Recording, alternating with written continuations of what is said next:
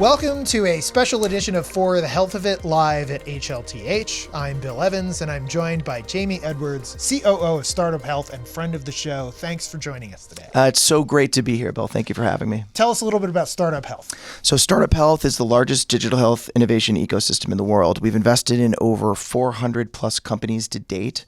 We have 300 that are active in the portfolio. We're in 27 different countries. Portfolio value currently is north of $27 billion.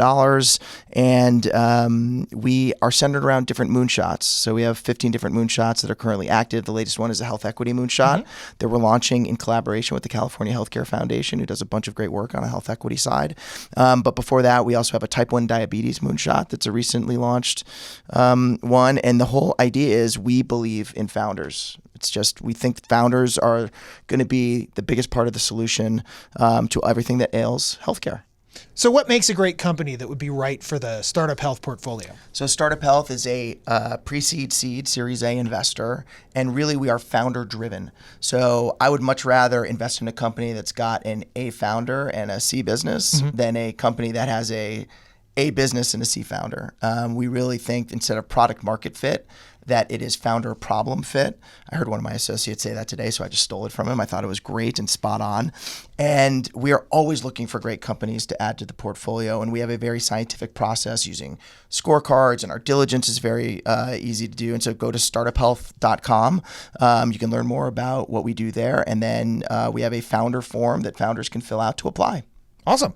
So as you can imagine, as we've been doing these interviews, we have people that are very bullish in the startup community, and some are pessimistic, saying, I think the quote in one of our interviews was, I walk the floor and I realize like most of these companies aren't going to be here in 2 years. Right. So what is your outlook on the startup community as a whole? I obviously am bullish. I will readily admit I'm biased, but having built a startup, Cloudbreak Health, that we merged into a SPAC last year, when I was really taking a look at what I wanted to do with my life, I did question, I was like, well, maybe I'll get out of healthcare totally. Maybe I will move on to just technology. And then I started thinking about all the issues that were facing healthcare and what a waste it would be to not take my mission-driven social impact, founder nature and then apply it to more companies. And I think the great thing about StartUp Health and Cloudbreak was a StartUp Health portfolio company is I could see how StartUp Health helped us build more value. They helped us extend our runway. They helped us achieve everything that we wanted to achieve from a mission standpoint. And I said, well, if I could do that with one company, how can I help do that with 300 plus companies? I mean, how could you turn down that opportunity? So from the standpoint of being bullish, I am bullish. I am inspired every day with the coaching and mentoring sessions that I do. I go in, Bill, as you can imagine, the expert. And I'm really excited to go in and share all of my knowledge. And I leave these meetings and I'm like, I am so stoked about what that company is doing. That founder is 10 times as smart as I am. And I'm happy to be able to let them stand on my shoulders during these meetings and learn from me and my experience. Because I think as we move along in our career, we take all that experience for granted, right? But no, I am fully in that. I think entrepreneurs are the future, startups are the future of future of solving healthcare's biggest ills. So what are some of the trends you're seeing at the conference here?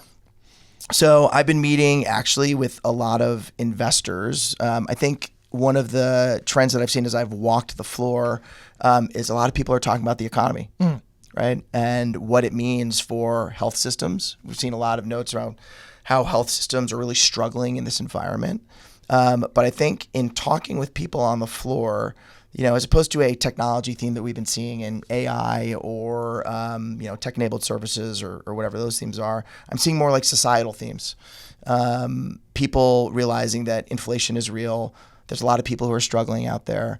And it's our mission as an industry, or it's our job as an industry to make sure people have equal access to high-quality care and to drive that forward. And I haven't been to a conference in 2 years. And so I found this experience completely rejuvenating to walk the floor, see old friends, right? Reconnect, and then be inspired by a lot of the work that I'm seeing being done by the companies down there. Yeah. It was pretty amazing energy on the floor today. I was walking around. It was great. Absolutely. It's good to be back. So I noticed you probably can't see on video, you're wearing a snazzy pair of pink socks that are part of the Pink Socks movement. Can you just tell our audience a little bit about that and what that means? Sure. The Pink Socks movement was started by Nick Adkins and Andrew Richards.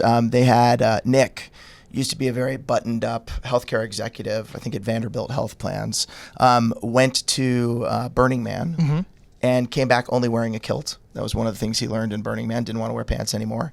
But more importantly, he came back very mission driven and buying into many of Burning Man's principles, one of which was radical kindness and the process of gifting to achieve that radical kindness.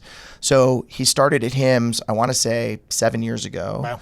gifting socks. And he came with a pair of pink socks with mustaches on them. It just happened to be he had a friend who had a sock company, and he, That's funny. that happened to be like, I guess, the sock that wasn't selling, probably, right? Right. Pink socks with mustaches on it, and started gifting them. And over time, all these healthcare innovators were wearing these socks, and for him, it was an opportunity to connect. Hey, cool socks. What's your name? What do you do? Like, it was an opportunity to see other people on the floor who had a like-minded vision. Now, over the course of the 7 years, over 40,000 pairs of socks have been gifted globally. 40,000 pairs. The who's who of healthcare wears them, but now Pink Socks is doing work in schools. And in El Paso, Texas, there is a school system that is getting socks for all the kids, and they use it as part of a kindness curriculum. Oh, wow. To make sure that kids, as they grow up, understand that kindness is part of who we are as people. And so the mission has just gotten bigger and expanded. But it's a pleasure to be able to gift socks and use that as a way to connect with people. I'm doing some math. I believe that is 80,000 socks. That's right. Yes, your math. So how do is I get a spot pair on. of those snazzy socks? So you can come visit me in the StartUp Okay. Health booth. I have some down there, and what I normally do is I'll give you 2 pairs. Great. Right? Because one for you Yeah. and one for you to then pay the gifting forward. And it's just an opportunity to connect and pay kindness forward. Well, fantastic. I can't wait. Yeah, Well, we're thanks. on. We're going to make it happen. Thanks for spending some time with us today. Thank you for having us. All It's right. great to be here.